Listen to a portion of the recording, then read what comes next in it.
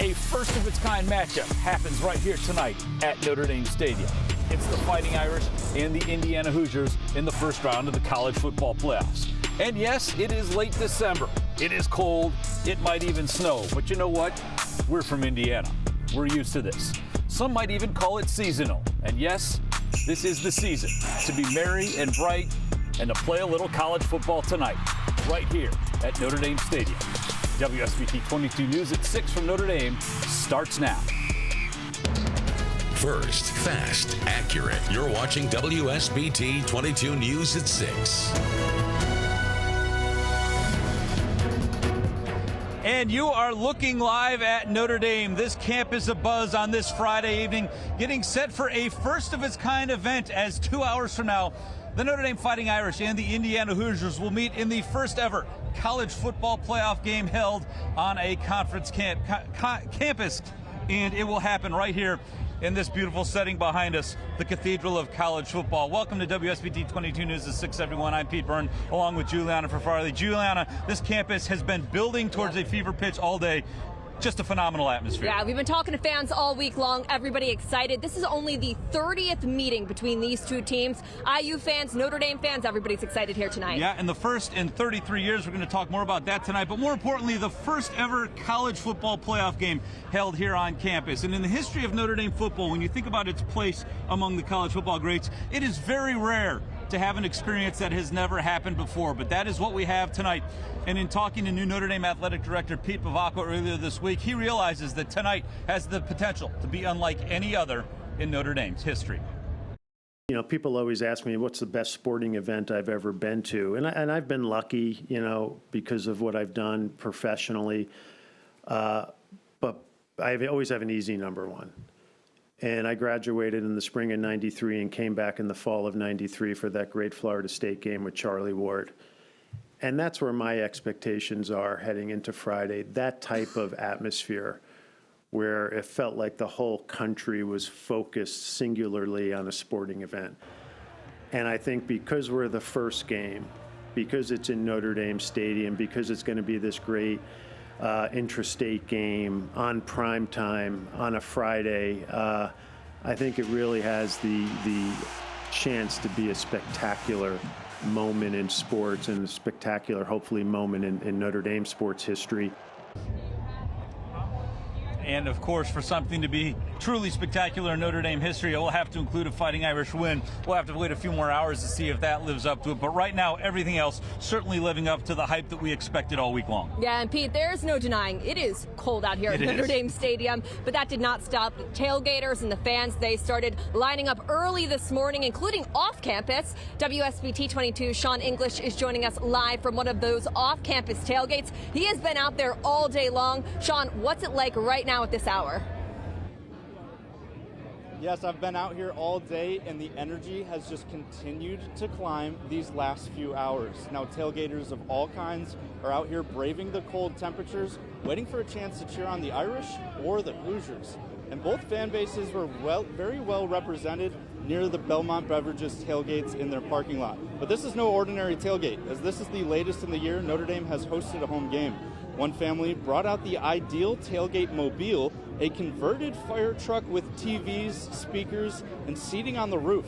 The owner of the fire truck says the fun vehicle is for all to enjoy. I just think it's so special, and I think that some people hesitate to come check it out, but the more the merrier, and we welcome everybody. We have a sports bar, and I think that we carry that to the tailgate, and we just want people to come have a good time. So even if you don't know us, you don't know who's running the show, just come hang out. And we are less than 2 hours away from game time, and the crowds are really starting to pick up around here. A lot of people are walking around, and there's a lot of people that are not going to the game that are going to continue tailgating and having a good time out here in all these parking lots off campus. But for now, reporting live in South Bend, Sean English, WSBT 22 News. Juliana, back to you.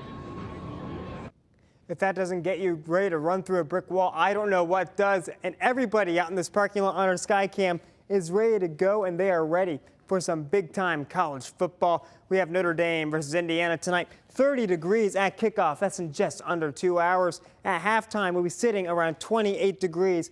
It continues to drop and be cold, though, around 25 degrees as we head into tonight.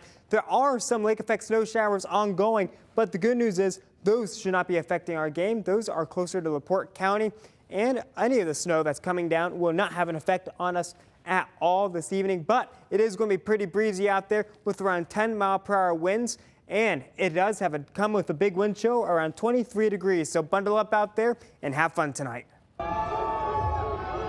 Yeah, we are definitely bundled up here tonight. The last time these teams matched up in 1991 was 86 degrees. That is not the case here tonight. Yeah, just a little warmer that time. Of course, that was the season opener. This is going to be the season ender for one of these two teams. But you had a chance to speak to a couple guys that played in that game the last time they met, which was 33 years ago now. Yeah, we took a trip down memory lane talking about what that game meant, how it set the tone for that entire season, and also how big of a game it is here tonight.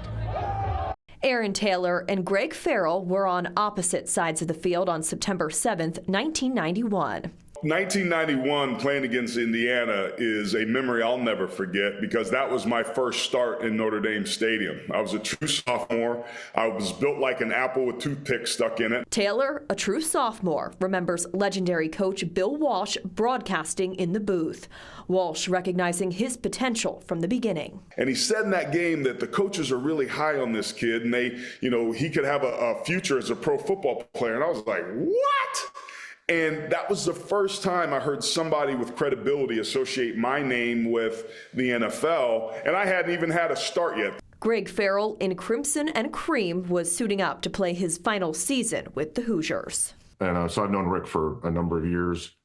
And then to go against him and go against, Notre Dame at Notre Dame was, obviously something we look forward to through the summer, through our training. Taylor and Farrell both look back on that game as one that would set the tone for the season. I got tingles right now as I'm talking about it because you only get so many of these opportunities in your life. Notre Dame won that game 49-27.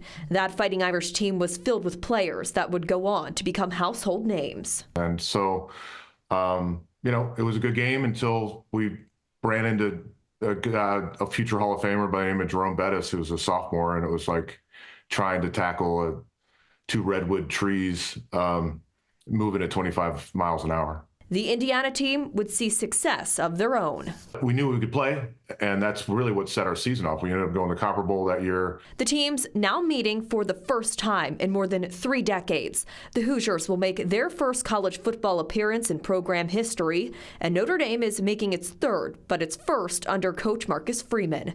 Whether you're rooting for the Fighting Irish or the Hoosiers, expectations are high. Many hoping this game is just a preview of what college football will continue to be in the state of Indiana. All these years later that now Marcus Freeman and Kurt Cignetti's teams are wanting to accomplish their dreams, and they're going to have a big stage to do that on Friday night.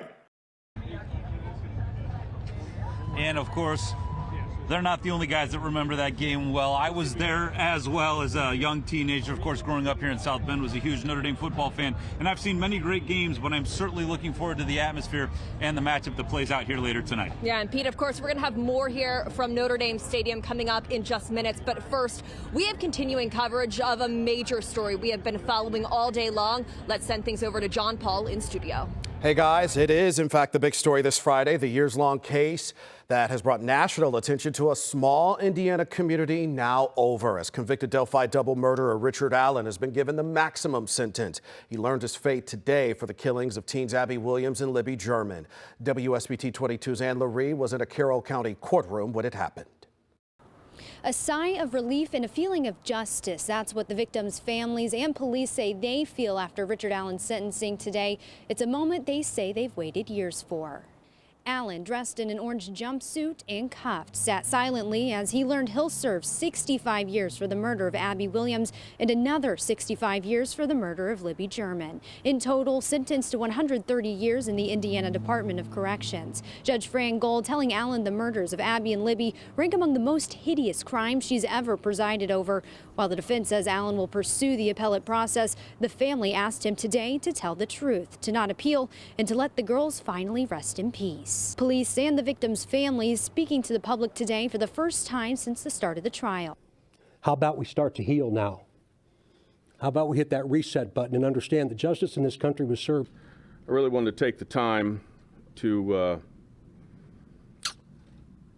send out my appreciation that justice has been served for the girls. Those families and police also expressing their gratitude to the small town of Delphi for their help in the case. I'll share more from them tonight at 10 and 11. In Delphi, Ann Laree, WSBT 22 News. WSBT 22 News at 6, just getting warmed up. We'll take you back out to Notre Dame Stadium, where Pete will break down the keys to success for both IU and Notre Dame, coming up live. First to cover breaking news with John Paul and Juliana Ferfari. Your accurate storm alert forecast with meteorologist Lynette Grant. And sports with Pete Byrne. You're watching WSBT 22 News at 6.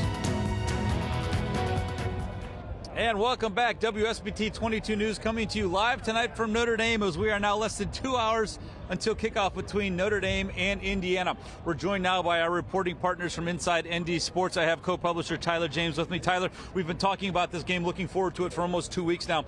When the football actually meets the foot tonight, what do you think are the keys to this playoff matchup? Yeah, I think it's really going to start on the offensive and defensive lines for both teams and who can win those battles. I think both teams have done well for themselves this season on those sides of the ball and up front, and it's going to be a battle of who can sort of move the line of scrimmage and control the line of scrimmage tonight. And we spoke to Aaron Taylor earlier this week. He said he sees strength on strength when Notre Dame's run game goes against Indiana's run defense. Yep. How critical is that for both sides? Yeah, definitely. I think Notre Dame needs to run the football. I think IU's going to try to make Notre Dame to pass some, but I think Notre Dame's going to still have to find a way to get the ball in the hands of Jeremiah Love, Jadarian Price, and Riley Leonard and let those guys make plays with their legs. One thing that both these programs have been so good at throughout these one-loss seasons is taking care of the football. Notre Dame has been plus in the turnover margin over almost every week. So is Indiana, but they weren't the one time that they got tripped up at Ohio State. Yeah, I think it's going to be very interesting to see who makes the first mistake tonight. I mean, maybe there won't be any mistakes from either team, but on a stage like this, someone usually blinks first, and I think that will play a lot into the sort of the script of this game that's played. So who makes a mistake, whether it's on special teams, on offense, or defense first, but a turnover will be critical to getting some momentum for whichever team is able to force it. And of course, when it's cold out, temperatures in the 20s, sometimes the fingertips aren't great when the ball's coming. Yeah, it's going to be critical tonight for sure. Lastly, I think we're all curious, how does Indiana handle this big stage? This is the first of its kind game, but Notre Dame has played in so many big games in recent years. For Indiana, this is kind of a hello to the college football world. Yeah, absolutely, and certainly Indiana didn't hold up against Ohio State in a similar situation. Obviously, a big moment on the road. There was some talk from Indiana after the game of how they were impacted by the crowd noise at Ohio Stadium. How will they handle the crowd noise here in Notre Dame Stadium tonight? I don't know if it'll be quite as loud as it was in Ohio Stadium, but I'm expecting a strong showing from the Irish fans, and we'll see how IU holds up against that hostile environment that they'll be meeting in tonight in Notre Dame Stadium. Certainly going to be fascinating to watch. Tyler, thank you tonight and always for your coverage along with us. Of course, happy to be here. I get to go in the warm press box after this. And enjoy it. I'm very jealous. So you can see more from Tyler and Eric anytime at InsideNDSports.com. And right now we need to call a quick timeout, but when we come back, we are going to take a closer look at your game day forecast. WSBT 22 News at 6 is back right after this. Now, your accurate storm alert forecast with Aaron May.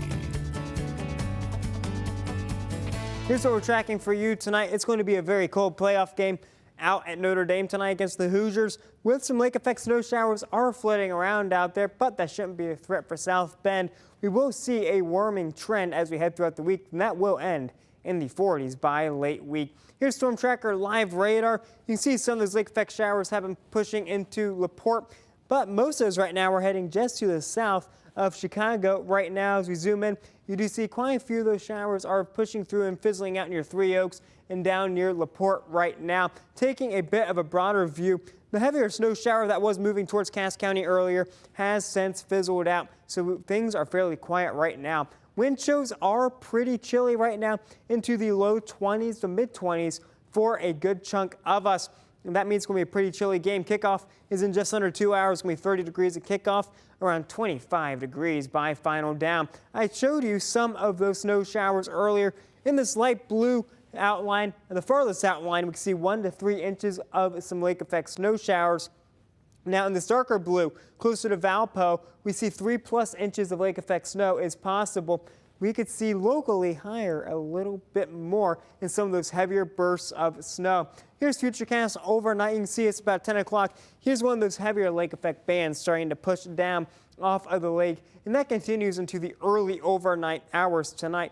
But you'll notice that as we head into the morning tomorrow, those showers become much more scattered and they are much lighter as we move into tomorrow afternoon. So here's tomorrow's forecast, around 28 degrees with some flurries tomorrow. We do rise up into the mid-20s. So today we start off in the low 20s tomorrow morning. Moving through the day, tomorrow and Sunday I should say, we see a few scattered snow showers possible, but on Sunday, the good news is we're seeing mostly clouds that day, so it's going to stay fairly quiet. For your weekend, we could go all the way up to 28 degrees on Saturday and then 25 degrees on Sunday. And I do want to start off by saying our climate stats, 59% of the time we do have an inch of snow or white Christmas on Christmas Day proper. As for tonight, 23 degrees, 1 to 3 inches of lake effect snow is possible. For tomorrow, 28 degrees and a few snow flurries. And I mentioned white Christmas. I just showed you some of those stats. Well, it's not going to be one of those years. 38 degrees on Wednesday and chances of showers. So it's much more like a Kentucky or Tennessee Christmas this year, being a bit on the warmer side and kind of rainy and gloomy than a northern Indiana Christmas where we see some snow. Yeah, dreaming of a wet Christmas just doesn't have the same ring. You can't sled nearly as well in the mud. No, you can't, Aaron. We are just hours away from the playoff showdown between Notre Dame and Indiana. Pete talked to head coach Marcus Freeman about his thoughts on this high-pressure game. Sports live from Notre Dame, next. This sports segment on WSBT22 is sponsored by Beacon Health System. Now, sports with Pete Byrne. Welcome back. Sports coming to you live tonight from outside Notre Dame Stadium. I'm Pete Byrne along with Bennett Wise. And Bennett, we have been talking with the Irish for the last 2 weeks. Looking forward to this playoff matchup against in-state rival Indiana. And while the geography makes this thing certainly very unique and intimate in a way, this is a huge game on a broad scale. Easily the biggest college football game of the day because it's the only one. But you could argue that to this point, it's the biggest game that has been played this season in college football. And for that reason, there could be nerves. The stakes are high. But when we talked to Marcus Freeman, he's not at all worried about his team's ability to handle the moment tonight. Not at all. There's been no margin of error since the loss to NIU. And he even said this week, they've treated every game like a playoff game. So that was really the mindset this week that he was trying to get his team involved with. It's win or go home, and that's how it's been for the last 10 weeks.